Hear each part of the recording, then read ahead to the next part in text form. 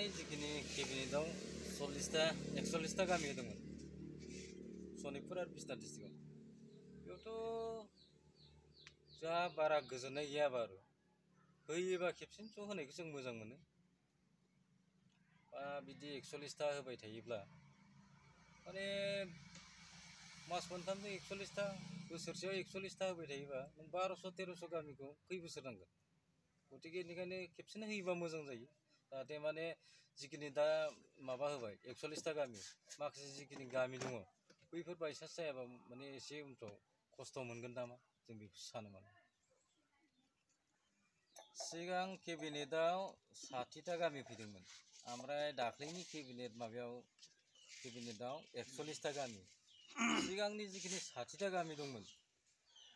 सिगांनि 60टा गामिनि गेजेराव माखासे गामियानो दानजानानै दा 41टायाव किसुमान गामि हाबदों बैफोरावथ' जों किसुमान माबाखौ नुयो माखासेखौ दाननानै गाव गावनिखौ किसुमाना सोना लादों जों बेखौ सानो माने माबा मोनसे दङ आरो सिमुलगुरिखौ सिगाङाव बुंबाय थादोंमोन बारु दाथ' जिबायदि नुदों सिमुलगुरि लखिमपुरनि जिखिनि सिमुलगुरियाव बे गामियाथ' हाबनायनि आसायावनो गैया खुनु माबाया मेपिङावनो गैया दा मा सिस्टेम खालामो दा गावसोरथ' बुंबाय थादों किसुमान कमिसननि मानसिफ्रा हाबगोन होननानै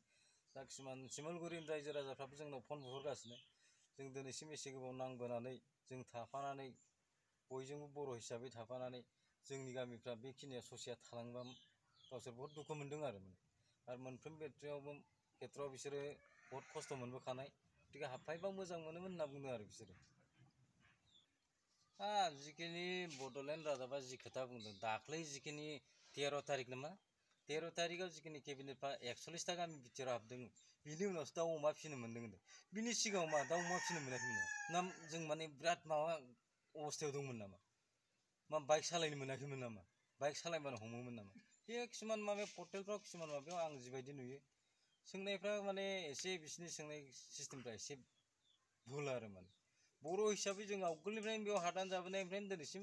मोजाङै दं आरो बारा गाज्रि थानायबो जायाखै माने गारि सालायनो मोनाखै दाउ अमा फिसिनो मोनाखै होननाया बे नङा आरो फिसिबोगासिनो दं थाबोगासिनो बयबो जाबोगासिनो रायजो राजाखौ सोरबा आफादनि नामाव बहुत संगठन बै समाव थानाय समाव हार हास्टिया सोर मोनाखै रायजो हिसाबै मोनदों होमबाबो दाउ अमा फिसिनो मोनाखै मा मोनाखै दासो गोजोननाय मोनदों बे खोथाया नंथारा आरो माने XNDP-आ दिनैसिम 34 इयार्स माने संग्राम खालामबोनानै दाख्लैनि जिखिनि 14 सेप्तेम्बर 35 जादों दा 35नि माबायाव आजि 6-7 हाजार जन मानसि थैनानै संग्राम खालामना दिनै BTR gov of India gov of आसामजों सुक्ति खालामना बिटिआर मोनदों दा बेयाव सोरबा सासे सानै अबेबा टटेलि नङा अबेबा खावसे खावनैनि जिखिनि फरायसा हान्जाफोरनि दं बिसोर टटेलि गावसोरखौनो माने गावसिनि दैदेननायावसो लाबोदों होननाया बे बहुत दुर्भाग्यजनक जों बेखौ मालाबाबो गण्य खालामा माने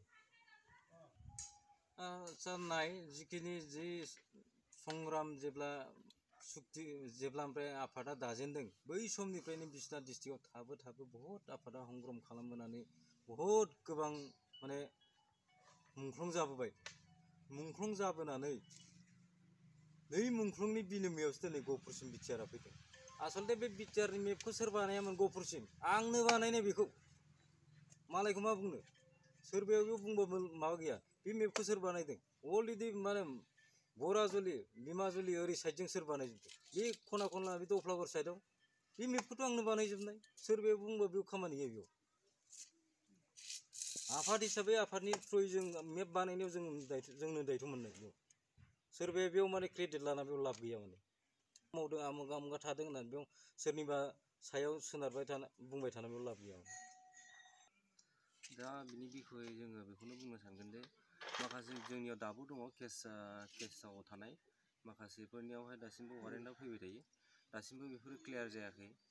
जोंनि मानसिफ्रा बिदिनो बहुत हाराहास्ति माखासे केसफोरखौ लानानै हाइनान्स नन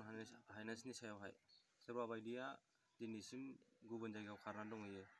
दा बेफोरबायदिया दिनैसिम बिटिआर जादोंबाबो सिमा बारायदोंबाबो गहपुर बिश्वनाथआव हाबदोंबाबो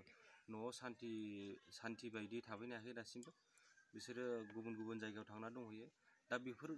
बेफोरनि सायाव केसनि सायावहाय माखासे केसफोरखौ नायनानै थाबैनो उइद्र' खालामो आरो थाबैनो बोखारना होयो। जोङो बिटिआर गभर्नमेन्ट आरो आसाम गभर्नमेन्टनि सायाव जों बेखौनो खावलायनो सानो जे माखासे जोंनि एक्स एनडिपि सेंग्राफोरनि सायाव जेसेबां केस दङ बेफोरखौ नायनानै नायबिजिरनानै जाहाथे थाबैनो फोजोबना होयो,